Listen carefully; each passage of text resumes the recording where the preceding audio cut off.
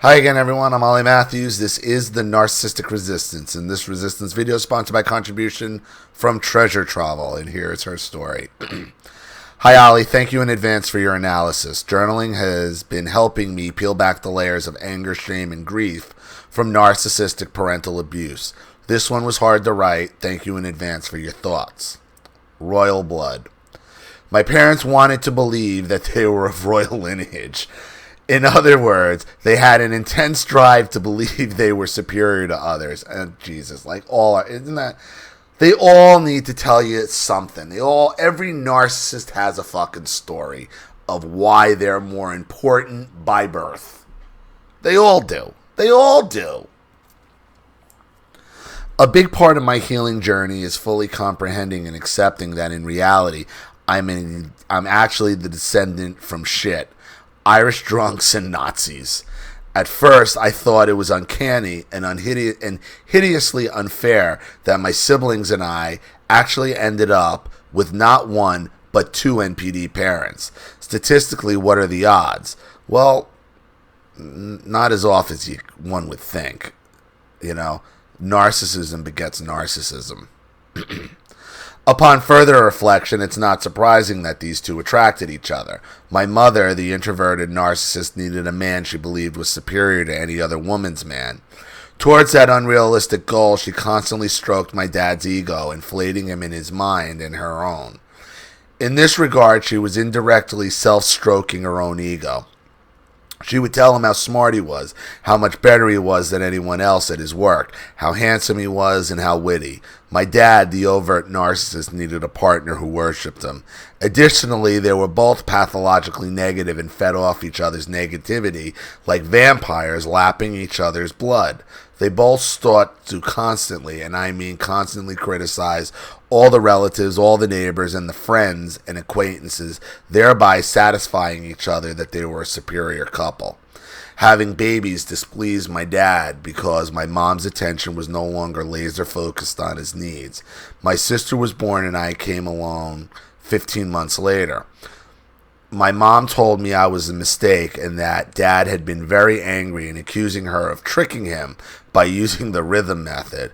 Mom gained a lot more weight with the second pregnancy and retained some of it afterwards. In his eyes, she was not pretty as when he married her, and I am sure that he made her feel that way, even though she was only 25. Right, because the narcissist is always evaluating.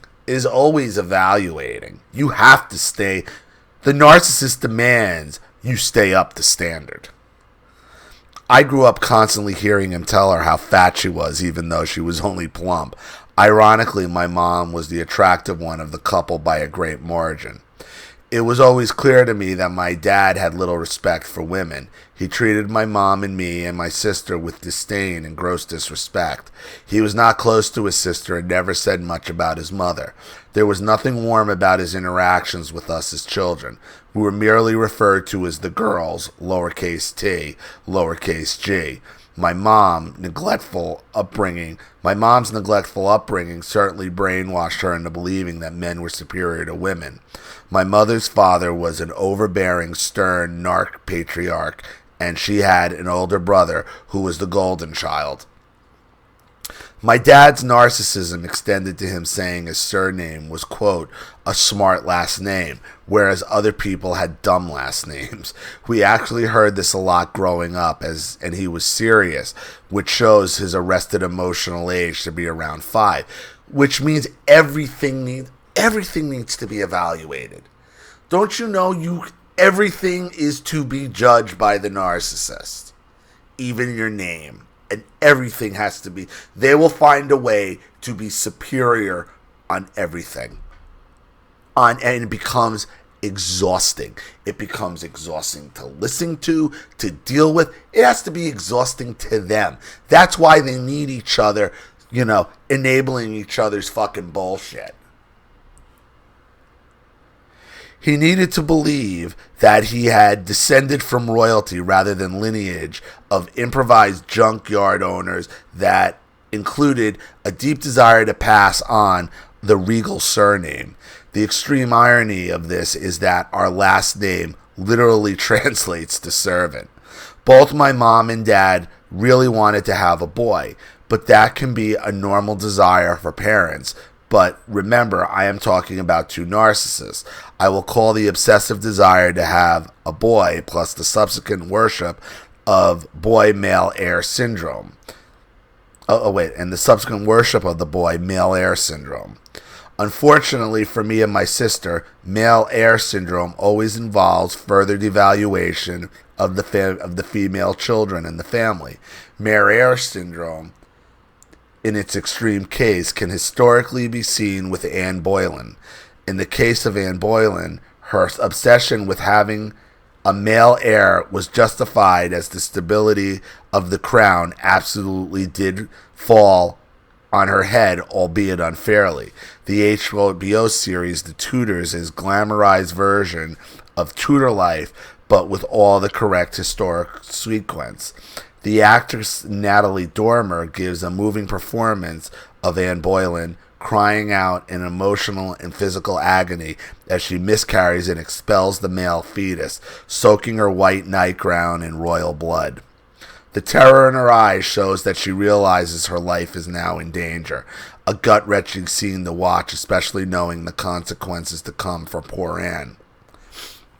Maybe my mom felt her marriage also depended on a male heir. Maybe she felt that boring Joe as a son would revive his interest in her. My beautiful, precious, and innocent little brother was born. He was not perfect. He had serious medical problem that required immediate surgery. I'm not going to elaborate the details here. I think you've already talked about it. But suffice it to say that his medical imperfections would always be at the base of him never being able to live up to the narcissist parents' regal expectations.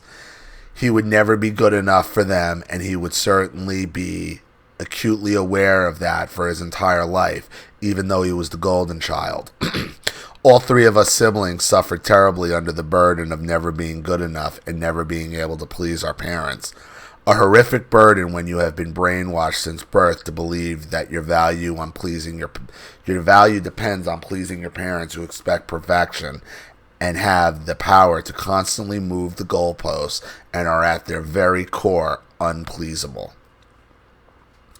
Note, in normal families, members pull together and support and comfort each other emotionally during hard times. This is not the case in narcissist families. Narcissist parents push their spouses and children away in their anger-fueled denial and need to lay blame. Like their inability to accept their own mortality, they need to feel superior, more worthy, more special, more perfect than others is not consistent with them having to face hardship. No, of course not. Everything needs to be evaluated, and they have to find a way to be superior on everything, and it's exhausting. They can't wrap their mind around the inconsistency, so instead of rising to the occasion with emotional maturity and grace, they tend to go into heavy denial, as if they just can't believe that the universe had the audacity not to understand they were royal. Their denial included not providing for my brother's longer-term medical needs. They just did not bother. My brother should have had access at least one medical specialist on a regular basis growing up, and that could have made a huge difference in his life, as it would have helped him physically and psychologically. This is one of the most egregious examples of my parents' neglect and abuse. Denial that the male child has perfect health and cover up for the sake of appearances is reminiscent of Nicholas and Alexandria of Russia. Their fifth child was a boy, Alexei. They realized he had the dreaded bleeding disease now known as hemophilia, seen in many of the males of other members of Queen Victoria's family tree. Alexandria was a German princess by birth and a granddaughter of Queen Victoria. You know a lot about royalty.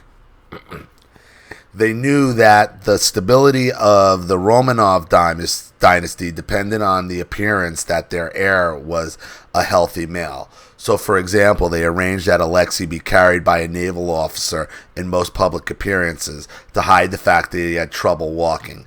A stumble or a minor knee abrasion would cause an unstaunchable bleeding. Despite my parents' expectations and smothering my brother with false praise, telling him constantly how smart he was, how much better he was than his little friends, how he was just like his dad and showering him with material things, his little self-esteem did not have a chance. Ultimately, Joey did not grow up to be exactly like Joe Sr., since his self-esteem had been predicted since birth on him being daddy's little man. Joe's image was doomed to feel like a failure. My dad did, however, love my brother more than he loved his wife. That ultimately made my mom resent my little brother when he became a teenager. It was my mom who made all our lives hell when we became teenagers, projecting on us that we were crazy. When my sister and I left for college, my poor brother became the only child, so to speak. He was only 10 when I went to college. The drama of the only child of two NPD parents is horrific. An only child of a narcissist parent takes the full brunt of their histrionics mania, scorn, unrealistic expectations, and overbearing focus. They are the scapegoat one moment and the golden child the next, which keeps their heads spinning. Basically, these kids ended up very traumatized. Alas, blood is not thicker than water, and my brother went no contact with the entire family 15 years ago. Initially, it was just with my parents, but then he broke it off with me and my sister, and we did not understand, and we were hurt and angry with him. I do understand this now, however. You see, although I agree with him that mom and dad were horrific and told him so, me and my sister were yet unwilling to accept him doing something so taboo with the respect to the king and queen, disrupting the royal order. We encouraged him to contact them and make peace as if he was the one at fault. We did this instinctively because we were terrified of the situation. I live with very deep regret about my fractured relationship with my brother. You can't make this shit up. Treasure travel. Well, it was before you understood what was going on. And this is what'll happen, you know. Your brother just got probably mentally exhausted by the two of them. See, you always had your sister there. He didn't. He actually became an only child and had to bear the full brunt of the bullshit that you never did, which is why he went no contact first, which is why when you weren't ready to go no contact and you're trying to draw him back into this insanity, he cut you all off. And to be honest with you, he had every right to do it, and he was right for doing it. Because had he not gone no contact, here's the real question you need to ask yourself. Had your brother not gone no contact, would you have? Probably not. That first person to go no contact, and this is why it's so important, does everybody a favor. Makes it easier for the next. That's why it's important to go no contact. Somebody has to, and somebody has to stick to their guns. So the question is, had your brother not gone no contact, would you? Probably not. So, I hope that helps. Thank you again for another contribution and another story, Treasure Travel. I really appreciate it. Thank you to everybody watching. Please leave any opinions or advice in the comment section below. And again, if you want your story read on the channel, you have a topic you'd like me to cover, a narcissist you'd like to expose, you'd like to set up Skype, a phone call, have a private video made, or a Facebook live chat, or you'd like to sponsor a video like this for someone who needs help and can't afford it, or just make a contribution to the channel in general to keep it growing, advancing, and successful, because this channel survives 100% on contributions from all of you guys. Without you guys, all this goes away. So if you like what you see here and you want to see more videos like this, you know what to do with the PayPal and email links in the description box. Also, please like and share this video wherever you can. Subscribe to my channel if you haven't, and be sure to click the subscription bell to be notified of all my video uploads. I'm Ollie Matthews. This has been The Narcissistic Resistance.